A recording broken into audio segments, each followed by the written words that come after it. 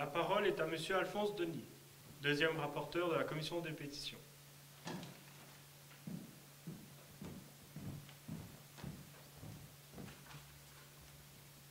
Messieurs, au sein de la plupart des États constitués, à des époques incontestables de calme et de bien-être, certains sujets politiques, moraux ou religieux viennent agiter les populations d'un mouvement factice qui peut devenir fatal à leurs véritables intérêts. C'est le cas que soulève la pétition qui a été soumise à notre examen. Elle est basée en grande partie sur cette erreur, généralement accréditée, selon laquelle les esclaves noirs de nos colonies se trouvant tous les jours au but et aux caprices les plus inconcevables et aux traitements les plus rigoureux. Il serait utile, nécessaire, urgent que la métropole fît cesser un tel état de choses. À ces allégations calomnieuses, ce sont des amis noirs qui se chargent de répondre. Voilà en quels termes s'exprime à ce sujet Monsieur le Duc de Broglie, dont la parole est immense dans toute cette question. Je le cite. Les colons ménagent la population noire. On prend soin des femmes enceintes et des enfants en bas âge. La nourriture des Noirs est saine et suffisante. Ils sont logés et vêtus conformément aux exigences du climat. Ils sont convenablement soignés dans leur maladie. Nulle part on exige d'eux un travail excessif. L'abolition de la traite est une préparation excellente à l'abolition de l'esclavage.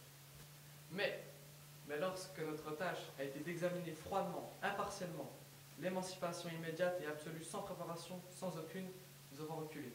La commission, dont j'ai l'honneur d'être le rapporteur, est contrainte à déclarer que telle qu'elle est formulée, l'abolition serait une mesure funeste. Messieurs, je donne la parole à Monsieur Agénor de Gasparin, député de la Corse. Ce rapport est un anachronisme. Depuis 10 ans. Depuis 20 ans, la question n'est plus entre le maintien de l'esclavage et l'abolition. La question, la voici. L'émancipation se fera-t-elle par des moyens réguliers? Par des lois votées ici?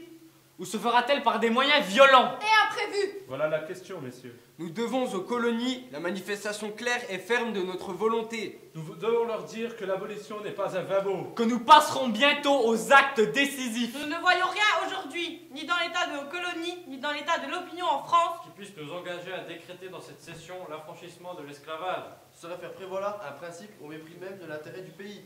De l'intérêt même et de l'avenir de la race dont les pétitionnaires sont faits les défenseurs. Veulent-ils que les colonies succombent? Que notre commerce colonial déjà ébranlé subisse une crise? L'émancipation prématurée amènerait la ruine des Blancs. Sans faire la fortune des Noirs. Non mais... Monsieur Denis, s'il vous plaît. Monsieur Denis, je pourrais invoquer ici l'intérêt politique de la France. Je pourrais invoquer aussi son honneur. Je ne le ferai pas. Vous parlez de l'intérêt des colonies? Quel est le véritable intérêt des colonies? Il s'agit de ne pas se méprendre sur la situation. La Guyane française ne restera pas esclave à côté de la Guyane anglaise émancipée. Ce n'est pas la liberté seulement que nous voulons pour les esclaves, c'est la liberté telle que la France la possède. Telle qu'elle la donne avec des droits et des devoirs. Décréter que les esclaves deviennent libres, c'est décréter en même temps leur moralisation et leur civilisation. Il n'y a pas un ami des Noirs qui ne s'alarma avec raison s'il s'agissait aujourd'hui au milieu de nous d'émanciper une population nombreuse, ignorante, abrutie, vouée à l'esclavage. Les dangers que nous redouterions pour nous en France, nous devons les redouter pour les citoyens de nos colonies, car les colons sont aussi nos frères. Certes, Monsieur Denis, la parole est au ministre de la Marine, Monsieur l'amiral de Mâcon.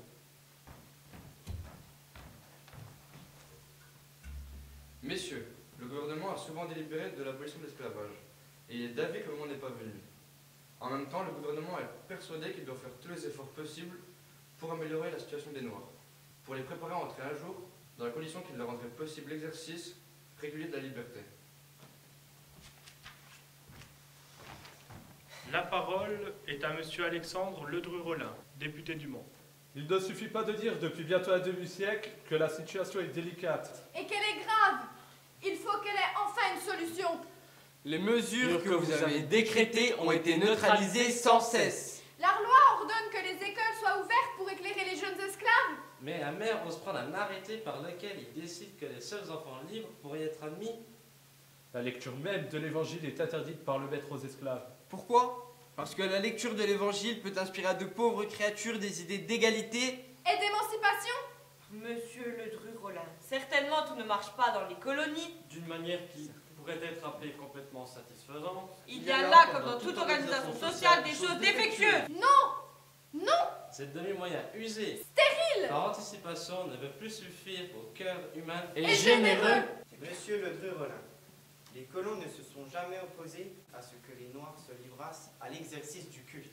En voulez-vous la preuve? Lisez les rapports du gouvernement et des magistrats des colonies. Et vous, monsieur Jolivet? Lisez le rapport de monsieur le procureur général de la Martinique. Eh bien, je l'ai lu. Pas de conversation particulière entre vous, je vous en prie, messieurs. Messieurs, On nous dit qu'il y a dans les colonies françaises Des intérêts sacrés, des intérêts des Blancs. sans doute leurs droits sont respectables. Bien que leur propriété soit 1000 fois illégitime. Pensez-vous vraiment que c'est dans l'esclavage que l'on peut former un homme à la liberté? Je ne descendrai pas de cette tribune sans dire un mot. De l'un des arguments de l'une des doctrines qui sont la base du rapport. C'est un argument qu'on reproduit souvent. Je crois qu'il est bon d'en faire une bonne fois justice. On parle du bonheur des esclaves. Et on donne à entendre qu'ils sont beaucoup plus heureux que les ouvriers. Que les paysans de la métropole. Je n'ai pas parlé. Du bonheur des esclaves. J'ai dit qu'ils n'étaient pas aussi malheureux. Que les rapports exagérés le prétendaient. Le bonheur des esclaves. Je pourrais contester le fait. J'aime mieux l'accepter. Je pourrais constater le fait, et c'était bien des circonstances. Qui ne se concilie guère avec ce prétendu bonheur. En les citant, Je ne croirais pas accuser la cruauté des colons. Les hommes peuvent ne pas être cruels. C'est l'esclavage qui est cruel. c'est l'institution qui est cruelle. Toutes les fois que vous donnez un homme en toute propriété à un autre homme, Et sort de là des circonstances Atroce. Alors ne me parlez pas du bonheur de l'esclave. Personne. Je le répète. On en a parlé. le bonheur est la plus éclatante condamnation de l'esclavage. Car il prouve que l'esclavage supprime la révolte même des cœurs. Messieurs, mais messieurs, La servitude individuelle agit comme la servitude collective. Quand l'esclavage politique s'établit au milieu d'un peuple. Il y a d'abord des révoltes et par conséquent des souffrances. Mais que la servitude politique dure, On s'y habitue. On courbe la tête. on ne souffre plus. on est heureux. heureux. Est-ce là un progrès? Grâce à Dieu, Il y a encore des esclaves qui souffrent dans nos colonies. Il y en a qui répondraient encore comme ce nègre des États-Unis. complimenté sur la douceur d'une position à laquelle rien ne semblait lui manquer. Messieurs, Dit-il. Il me manque une chose, c'est de pouvoir mettre ma main sur mon cœur et de pouvoir dire ma chair est à moi. Ma chair est à moi.